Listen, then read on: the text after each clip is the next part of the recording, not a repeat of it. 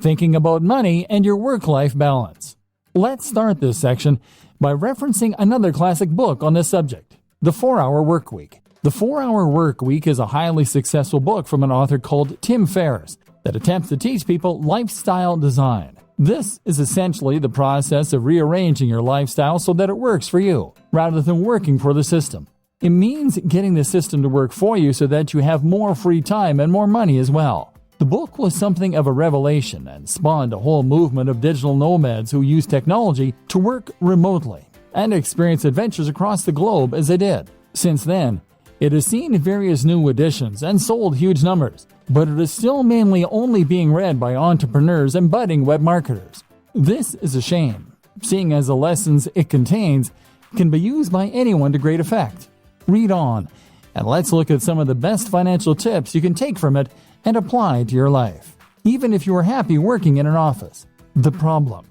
Tim Ferriss starts out by explaining that not all cash is made equally. Most people measure their wealth by looking simply at the amount they make per month or per year.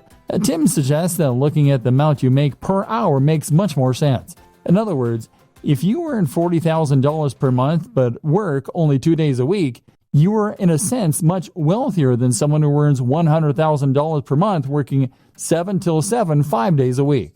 The goal then shouldn't be just to earn money, but to earn money such that it enables the lifestyle you want. You shouldn't be in a position where you can't just make the decision right now to go for a walk. Surely, that is the very most fundamental of expressions of human freedom.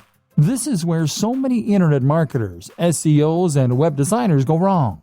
If you're currently selling your services online or building a business, then the temptation is to earn more by working harder. You can work longer hours and thereby bring in more cash in the short term, or build your business bigger. But stop and think for a moment. If you are working 12-hour days, then that means that you're actually earning much less than you might in a regular job. You may as well be doing a full-time job and an additional part-time job in the evening. Your overall income might be high, but your salary is very low, getting the system to work for you. So, what do?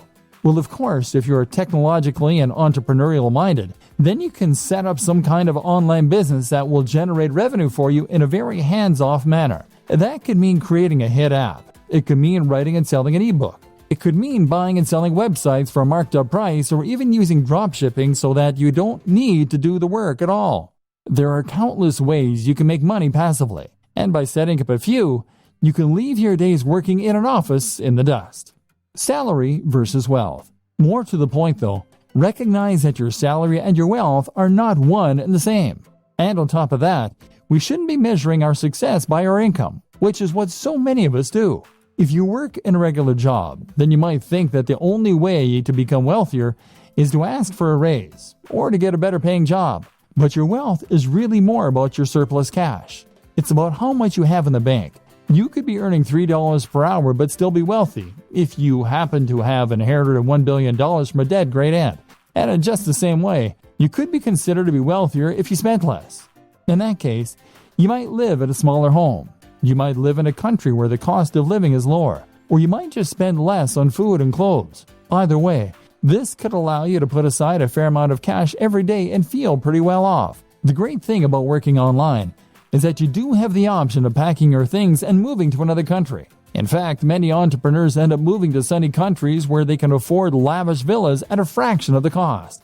Then again, you might choose to spend every single cent each month and then take out even more loans to pay for the rest. That way you can live the rich lifestyle and feel and look like the highly successful entrepreneur, despite having barely any cash in the bank. It's all up to you. It's all about what matters to you and what's important to you. And that's precisely the whole idea behind lifestyle design.